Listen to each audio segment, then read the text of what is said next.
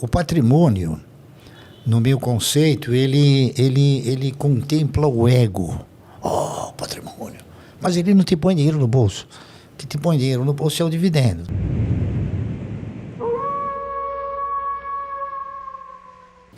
Olha, eu não acredito que a minha história possa ser assim de tanta importância como é aquilo que eu sempre gostei de dirigir ao cidadão. Minha história é uma história como muitos brasileiros que vieram de uma origem humilde, não é isso? E que, para ser muito sincero e muito honesto, teve que trabalhar para ajudar a mãe. Minha mãe ficou viúva quando eu tinha 1 ano de idade. E eu sempre me sensibilizei o fato dela ser uma guerreira, uma trabalhadora, e sempre postulei a minha postura, assim, de tentar ajudá-la, né? Então, naquela época eu era criança, então eu fui fazer aquilo que era possível fazer para ganhar dinheiro, tá certo? É isso aí. Então eu fui ser engraxate, fui aprender a ser alfaiate com meu padrinho, né? Coisas que eu não gostei, mas tive que fazer, né? Depois eu fui evoluindo, evidentemente, eu fui crescendo. Eu me formei contador, não é isso? Em 1958. Em 1962 eu me formei em economia. E aí então eu já havia adquirido uma certa maturidade em termos de economia, não é isso? E nós, então, fomos evoluindo na razão direta das pesquisas que a gente foi desenvolvendo, né? E eu sempre mirei o meu foco, né? Para mim poder ter uma renda mensal. Essa foi meu principal objetivo, né? E para mim ter uma renda mensal, eu acabei analisando uma série de fatores, não é isso? Eu aí de contador eu fui para ser auditor, e de auditor a gente frequentava as empresas, não é isso? Conversava com os empresários e via que os empresários, eles tinham o quê?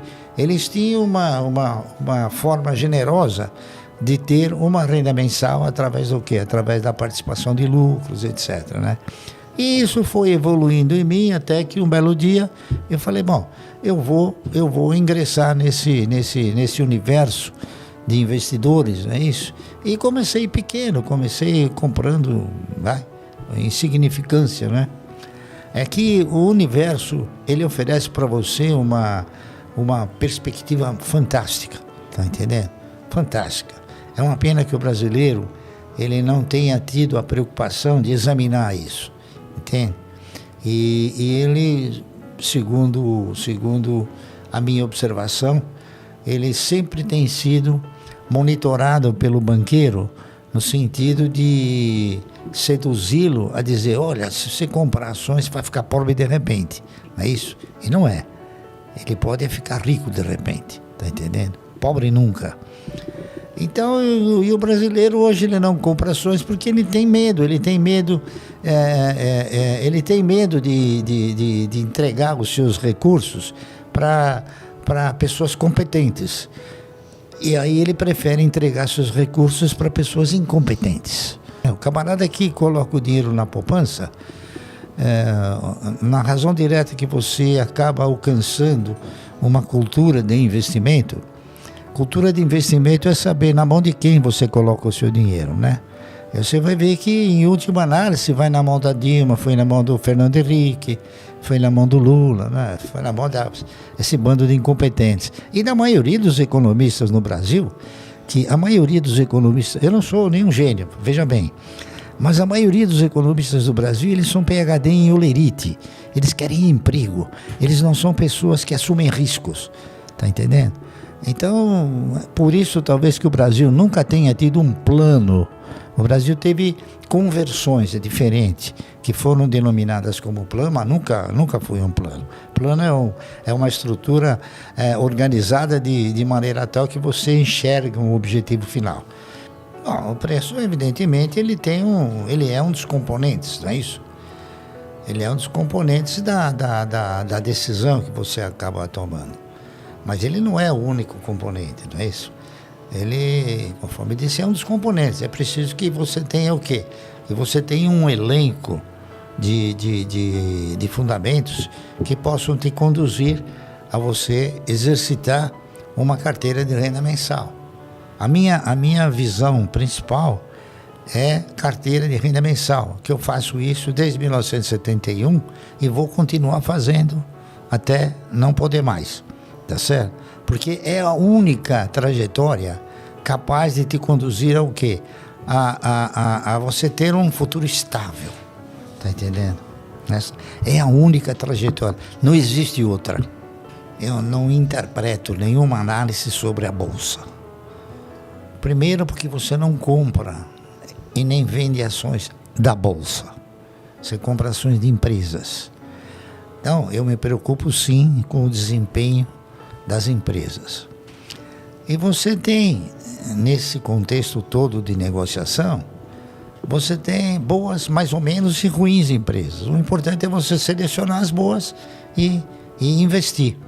Só que o pessoal interpreta que investir nas ações, investir no mercado, é coisa que talvez possa ser de um ano, né? Não é. O investimento é enquanto a empresa estiver gerando bons resultados. Eu tenho, por exemplo, ações de inúmeras empresas há muitos anos, né? Eu tenho ações do Banco do Brasil que eu comprei a 60 centavos, né? Então o cidadão vai falar, pô, basta matar 36, por que você não vende? Porque não é um bom negócio vender. Ao contrário, tá entendendo? Por quê? Porque o Banco do Brasil me dá sistematicamente dividendos. E o que importa numa carteira de renda mensal não é quanto ela vale, e sim quanto ela te proporciona de recursos. Porque o patrimônio, no meu conceito, ele contempla o ego. Oh, patrimônio. Mas ele não te põe dinheiro no bolso. O que te põe dinheiro no bolso é o dividendo, tá entendendo? Então eu já aprendi e tento mostrar para as pessoas que, por exemplo, os camaradas compram uma ação por 1 e veio 90 centavos, ele não ficou pobre nem perdeu tudo. Houve uma oscilação porque o mercado ele é de renda oscilante, tá correto? Mas o que vale são aqueles recursos que você obtém através do quê? Através da distribuição dos resultados das empresas. Esse é o fator principal. Os melhores setores para você investir são aqueles sem o qual uma economia não funciona. Esses são os melhores setores. Então você tem energia elétrica, o setor de bancos comerciais, não é? Você tem telefonia, tá entendendo? Eu costumo, e é uma coisa interessante, eu não fico todo dia, recebi esse dividendo, recebi aquele. Quando chega no final do exercício, aí que você tem um impacto, né? Aí você pega tudo aquilo que você recebeu de dividendo e fala, pô, eu ganhei tudo isso, tá entendendo? Então você tem aquelas que estão na primazia e aquelas que estão na rabeira, né? Lamentavelmente a Itaúsa está na rabeira. Por quê?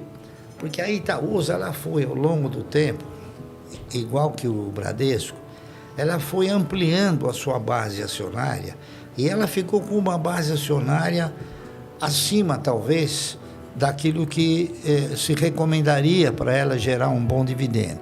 Então, na hora que ela distribui um dividendo, o rateio é sobre muitas ações. Então, dá zero nada. Tá entendendo? Então, o meu foco é o dividendo. Então, eu vi, por exemplo, teve ações que pagaram um dividendo X, ela pagou uma insignificância. Cai fora, tá entendendo? Aqui não há amores, há resultado, tá entendendo? A Itaúsa é uma boa empresa, não há dúvida nenhuma, mas eu troquei por outra que me paga mais dividendo. O que acontece no Brasil, principalmente, é o seguinte: o setor de varejo é um setor que ele é manco, ele não tem uma conotação confiável na sua operacionalização. Por quê? Porque o governo ele engana você e engana todo mundo, tá certo? Ele diz para você que a inflação é 8% quando é 40%, tá entendendo? Então o que acontece? No varejo, você compra um produto por R$1. e você fala, bom, eu vou vender esse produto em 10 parcelas ganhando 100%. Está correto? Então você vai vender por 2. O que ocorre? Durante o transcorrer, a inflação ela corrói de uma forma vingativa, até eu diria. Então, quando chegou na metade do caminho, aquilo que você vai receber R$ 2 no fim da linha, você já tem que comprar esse produto por R$ 2. Então, o varejo é uma atividade que você tem que estar sempre aportando recursos, sistematicamente. É por isso que, na minha avaliação, ele não é um setor bom. Então, quem compra varejo é porque ele desconhece isso, tá entendendo? Ele desconhece. A margem e nós não desconhecemos. É por isso que a gente não compra varejo, né? Tem alguns outros varejos que são bons. A farmácia, por exemplo, bem administrada, é um negócio bom, tá certo? Agora, não adianta você também congestionar. Por exemplo, há pouco tempo atrás, o Grupo Ultra, assim, a gente teve a oportunidade de falar, eu acho que vocês estão fazendo um mau investimento. Mas eles compraram um conjunto de empresas chamada Extra Farma. É isso? E eles venderam. Porque eles não têm expertise. Você precisa ter expertise naquilo que você faz. Bom, todas as minhas empresas eu não tiro da carteira enquanto ela não chega na situação que chegou a Itaúsa. Não é questão de serem favoritas, é que são empresas que geram um resultado excelente. Então, por exemplo, a Klabin é uma delas, não é isso? E é uma empresa que se mantém diante de uma estrutura extremamente bem configurada, entende? Ainda é uma empresa familiar, mas é uma empresa familiar que evoluiu na concepção de administração, ou seja, transfere a administração não para os elementos da família, sim para terceiros que são competentes. E é uma empresa que ela remunera de uma forma sistemática, não é isso? Ela paga dividendos sistematicamente. Então é um negócio que é muito saboroso. Bom, eu diria também o Banco do Brasil, porque o Banco do Brasil ele é a única empresa estatal que tem um bom dono, que se chama Previ, tá entendendo?